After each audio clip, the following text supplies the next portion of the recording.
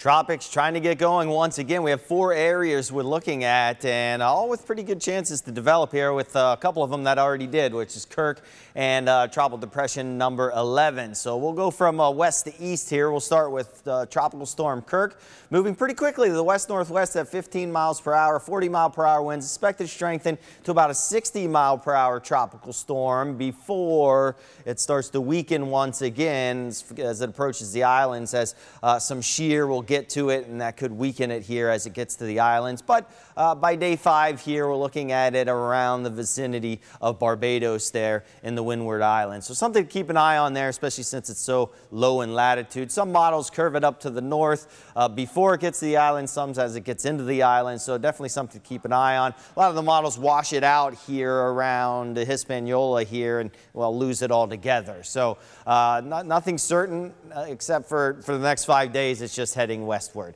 All right, Tropical Depression number 11. This one more day and it's gone. Just sparked up for a little bit. Not really going to strengthen into tropical storm, and it's not even going to make it into the islands. The shear will really get to this as it already is, so it's going to be gone. We've been watching this little low-level low here swirling past Bermuda. Had 41-mile-per-hour wind gusts the other day from it moving on by, even though it didn't have a lot of storms with it. Now it's starting to hook back around, and it could start to spark up here and acquire more tropical characteristics. To run the models on it, and does curve back towards the coastline, but then another front kind of scoops it out. So possibly around Cape Hatteras seeing some windy conditions and more rain there, but nothing like what they've already seen. All right, so we have this extra tropical low smack in the middle of the ocean here. It's going to be out here for a little while. A lot of the models have it just kind of meandering around, so this one we're not really going to worry about. Some have it drifting this way, some have it drifting back that way, so we're not going to worry about that.